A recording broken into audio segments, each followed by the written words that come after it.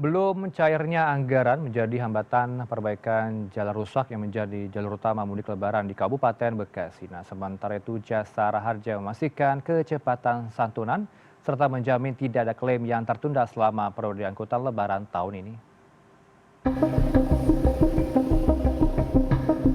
Memasuki pekan kedua bulan suci Ramadan, kondisi ruas jalur Pantura yang merupakan jalur utama mudik lebaran di Kabupaten Bekasi, Jawa Barat masih terpantau rusak parah. Kondisi ruas jalan Gatot Subroto yang merupakan jalan utama jalur mudik lebaran mengalami kerusakan parah di sejumlah titik. Ruas jalan berlubang hingga kedalaman 30 cm. Sejumlah kendaraan roda 2 maupun roda 4 harus mengurangi laju kendaraan saat melintasi jalan tersebut. Sementara itu pemerintah Kabupaten Bekasi mengeklaim telah menganggarkan dana perbaikan jalan senilai 160 miliar rupiah dalam APBD 2026. Namun hingga kini pemerintah belum melakukan eksekusi terhadap jalan yang rusak dengan alasan belum terrealisasinya pencairan anggaran. Di wilayah Kabupaten Bekasi. Jalan rusak kita lagi, saya kan PLT nih, kita untuk bergeser lagi izin ke Kemendagri. Insya Allah secepatnya jalan rusak akan kita lakukan perbaikan. Ya Pak, ini kan titik Pak yang nantinya akan lumayan banyak anggarannya, ada 160 miliar anggarannya. Ya. Pemerintah Kabupaten Bekasi berjanji akan melakukan perbaikan sebelum masa mudik lebaran tiba. Menjelang arus mudik Idul Fitri 2026, Jasara Harja bersama Korlantas Polri melakukan survei kesiapan di jalur penyeberangan utama Merak Bakahuni. Menggunakan helikopter, Kakor Polri, Irjen Pol Agus Suryo Nugroho bersama Direktur Utama Jasara Harja, Muhammad Awaludin, bertolak dari Jakarta untuk meninjau sejumlah titik strategis yang akan dilalui oleh para pemudik nanti. Pantauan udara dilakukan mulai dari Pelabuhan Merak, Bakahuni, hingga Ciwandan yang menjadi titik krusial pergerakan pemudik. Direktur Utama Jasara Harja menegaskan, seluruh pemudik baik saat arus berangkat maupun arus balik akan mendapatkan perlindungan jaminan kecelakaan.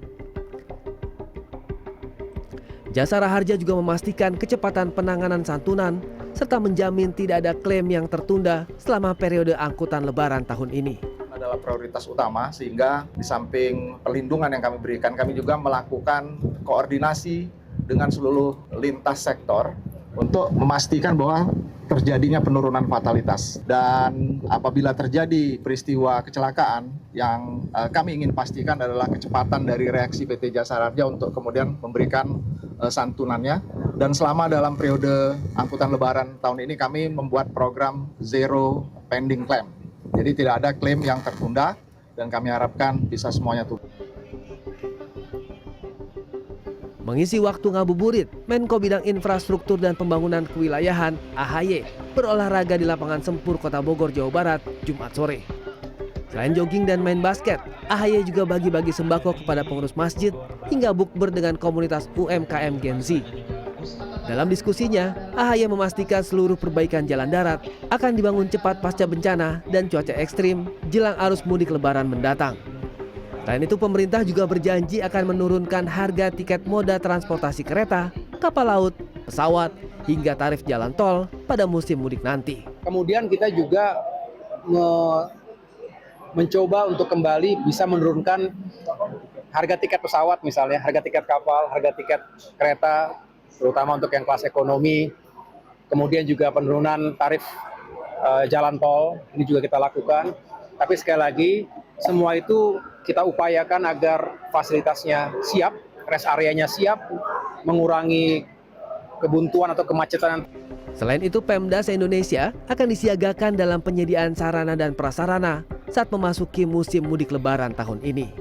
Tim Liputan CNN Indonesia.